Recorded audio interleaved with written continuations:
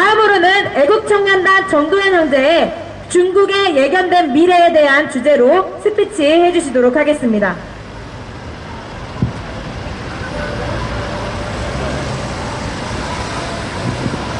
안녕하십니까. 방송을 보시는 대한민국 애국시민 여러분, 사실 제가 이 메시지는 지금 저희가 규탄하고 있는 국회 혹은 이 나라의 정권을 강탈한 행정부 세력들을 그 사람들을 목표로 전달하려는 메시지는 아닙니다. 이것은 지금 모든 정보전과 그리고 나라와 모든 권리와 법적인 것들을 되찾기 위한 투쟁하고 쟁취하는 애국 시민들을 위한 메시지인 것입니다. 사실 제가 이와 비슷한 메시지를 어느 유튜브 방송에서 나눈 적이 있습니다. 그런데 그것이 제 그때 방송 출연했던 마지막 메시지가 될 줄은 꿈에도 몰랐습니다. 그럴 수밖에 없는 것이 그것이 이 정권 세력들에게는 굉장히 두려운 메시지로 작동을 했을 것이기 때문입니다. 지금 제가 전하려는 메시지 제목은 가깝게 중국의 예견된 미래 혹은 중국의 예견된 미래라고 할 수 있습니다. 이것은 많은 분들이 기도를 통해서 받은 것들 그리고 중국의 많은 것들을 연구하는 정책학자라든지 미래학자라는 사람들이 공통적으로 보는 내용이기도 합니다. 에스겔서 30장에 보면은 30장 15절과 16절에 다음과 같은 구절이 나옵니다. 구절을 읽고 말씀을 드리겠습니다.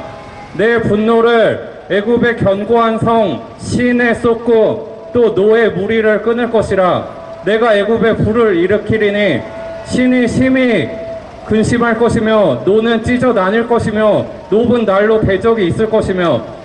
이 구절에서 나온 신이라는 지명이 있습니다.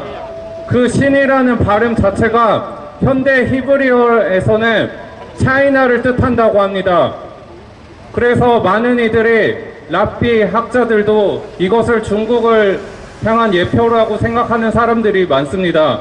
그래서 애굽이 그 중에서도 신이라고 지칭이 되었는데 중국은 많은 부를 쌓아서 공산주의가 아닌 것처럼 가장한 나라로서 수많은 나라의 공산주의 폐해를 가져오기도 한 바 있는데 저희는 이제 많은 국민분들이 알고 계시지 않습니까? 그 부는 국제 사기 집단이고 글로벌리스트 딥스테이트가 뿌려놓은 투자금에 불과했고 그들 또한 중국이 망함과 동시에 투자금을 동시에 잃을 상황에 처했다는 것을 알고 계시지 않습니까?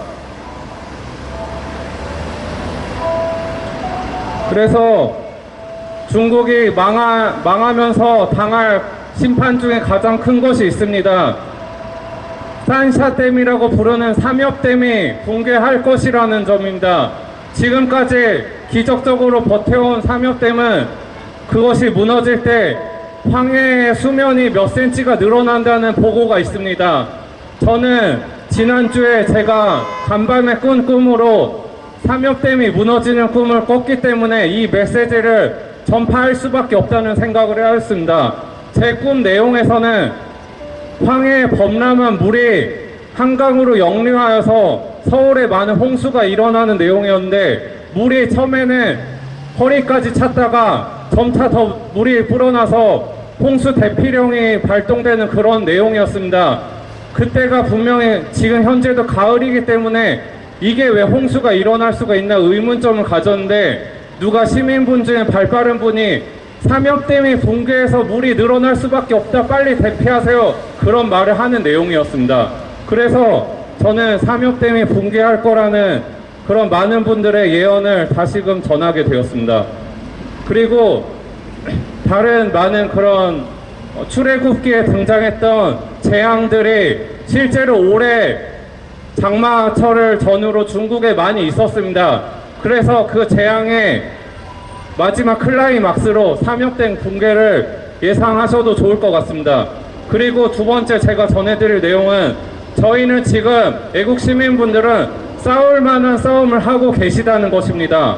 왜냐하면 전쟁터는 많은 그런 영적인 전쟁터가 있는데 이슬람 세력도 있었고 그런데 지금 저희는 중국이라는 전장에만 집중을 하여도 가장 큰 숙적을 넘어뜨리는 것이 될 수 있기 때문입니다. 이것은 트럼프가 지난 1기 정권 동안에 이뤄놓은 업적이기도 합니다. 트럼프 정권은 이슬람을 순차적으로 먼저 제거를 하고 그들을 거의 무력화하였기 때문에 트럼프 정권도 2기에 재선되는 그 즉시 중국의 모든 총력을 기울이고 중국을 박살내는 모든 정책들을 가동할 것인데, 지금 일단 보고되고 있는 것에 따르면 크라켄을 수면 위로 끌어올린다는 정책을 발동하였습니다. 그 크라켄이란 사이버 정보전에서 미국이 모두 사용 가능한 그런 정보망이라고 할 수 있는데, 그런 모든 정보를 이제 풀겠다는 것입니다. 그래서 애국 시민분들은 반드시 싸울 만한 싸움임을 아시고 그것에 중국과의 전쟁에 많은 총력을 기울여 주시기를 말씀을 드립니다. 그리고 이것이야말로 중국의 미래라고 할 수 있는 것을 나누겠습니다. 중국에 언젠가는 중국 민주화가 불어 닥친다고 하는데 그 가깝게 볼 수 있는 증거 하나가 있습니다. 지금 시진핑 정권과 가장 큰 대척점에 있다는 리커창 총리가 있습니다. 리커창 총리는 중국의 서민들이 경제적으로 너무 힘들고 공산당 정권 때문에 고통받기 때문에 이들에게 경제적 자유를 좀 더 줄 수 있어야 하고 다른 많은 자유의 요소도 줄 수 있어야 된다고, 중국의 현실을 똑바로 알아야 된다고 규탄을 하고 있습니다. 시진핑 정권의 각을 세우고 있기 때문에 이것 하나만 봐도, 중국 내각 속에만 봐도 민주화를 지향하는 세력이 숨어 있음을 알 수 있기 때문에 저희는 이것을 많은 소식으로도 전파할 수 있어야 되고 기도를 할 수도 있어야 하는 것입니다. 그리고 중국에 있을 미래 중에 하나는 주중 미군이 중국에 주둔하여서 중국의 풍부한 지와 자원들을 무관세로 퍼가고 이용할 수 있게 될 것입니다. 이것의 근거로는 우한 폐렴을 미국에 퍼뜨린 과오 때문에 그런 배상금 차원에서도 이러한 일들이 일어날 것입니다. 그리고 자유를 망친 그런 공산당 정권은 중국이 다시 통제국가가 되는데 기여를 할 것인데, 이것은 자유를 망가뜨린 것에 대한 대신 책임입니다. 중국의 감시 기술로는 지금도 최선봉에 있는 나라입니다. 그래서 중국의 민주화가 불어닥쳐도 그들 자체의 도덕적인 부패 때문에 이 감시 기술은 금방 꺼지지 않고 계속 가동될 것입니다.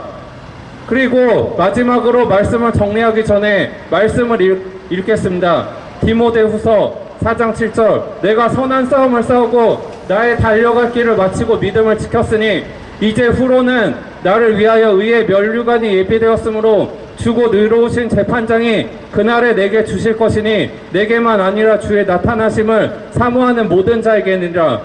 이것은 싸울 수 있을 때 전투에 적극 참가하여서 왕이 다시 오시는 영광에 동참할 것을 촉구하는 말씀입니다. 이상 마치겠습니다.